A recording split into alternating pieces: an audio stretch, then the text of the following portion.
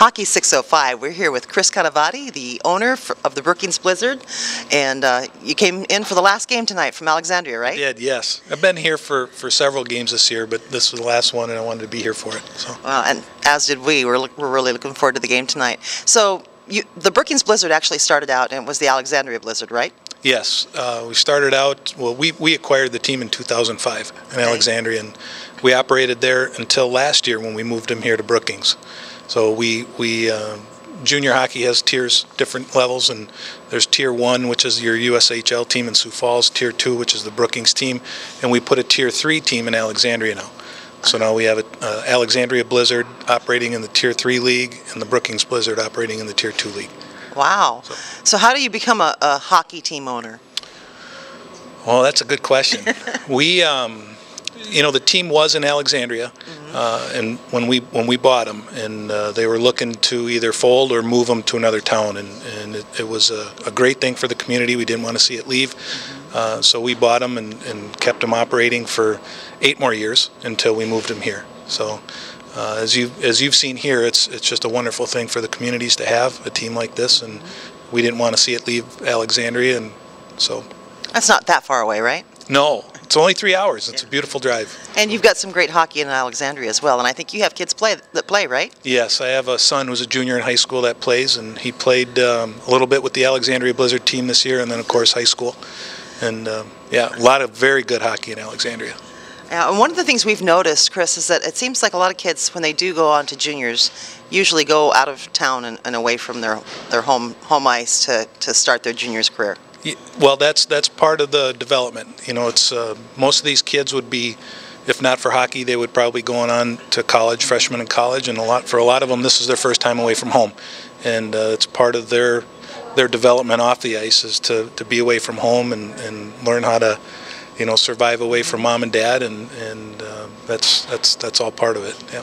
Well, we were visiting with Coach Leyland earlier about the value of the billet program of the host families that are hosting the players, and what a nice experience that is. I imagine that's all a part of the growth and development as well, isn't it? Absolutely, and you mentioned the billets. I've said it. I say it every year at the banquet because it's so important that junior hockey wouldn't exist anywhere without billets.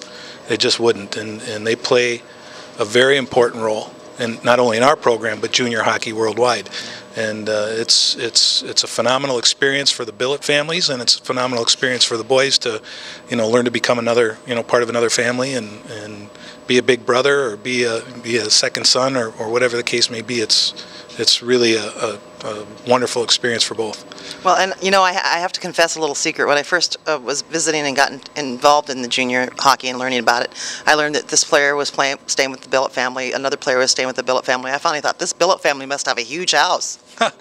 Well, we have. Mr. and Mrs. Billet out there taking on a whole team. There's a range. There's such a range. There's small homes to large homes, and there's some billets that house up to 4 or 5 players, and some billets just have 1. So I mean, it's there's no requirements. Just that you open your home and agree to follow the protocol for our program and take good care of the boys, and they have to agree to be a good citizen in the homes as well. So. Oh, what a great experience, though, the exchange of kids coming from all over the country and around the world to come and stay in your home and to have that cultural exchange. Yeah, it's been, you're exactly right, it's been a wonderful experience, and I think back over the years of all the players from Europe that have been in Alexandria and that are now here in Brookings, and it just opens up, it opens up a lot of opportunities for people to get to know people from other countries and certainly other states, and it's been fun. It's been a lot of fun. So you've had the Blizzard for 8 years, did you say? Yes. What is owning the team and being involved with the expansion, basically, with the Alexandria team and this team, what has that meant for your family and for your kids?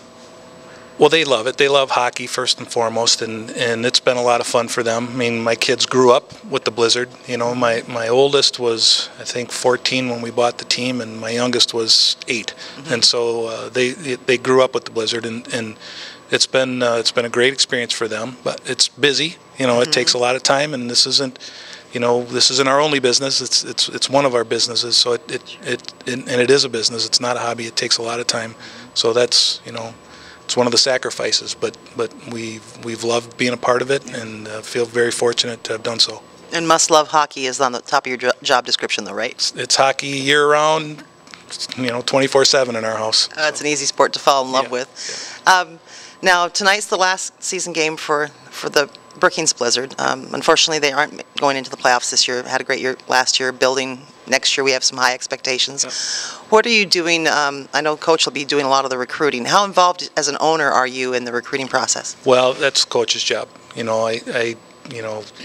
I watch hockey. I watch boys play and maybe make recommendations here and there, but it's totally in their hands. Yeah. They're the experts, and they've probably forgotten more about the game than I've ever known. So I leave that to them. But if you see a great player, I'm sure you're going to pass it on, right? Oh, for sure. But they're the ultimate decision makers, so that's their job. That's what we hired them to do. So. Now, do you play hockey too? I don't. I used to, but I don't anymore. Okay. I don't anymore. All right. So. Well, we appreciate you taking some time with us at Hockey 605. Thank you for being here. We're happy to meet you, and we're really looking forward to the game tonight. Great. I hope you guys have a great time. We will. Thanks.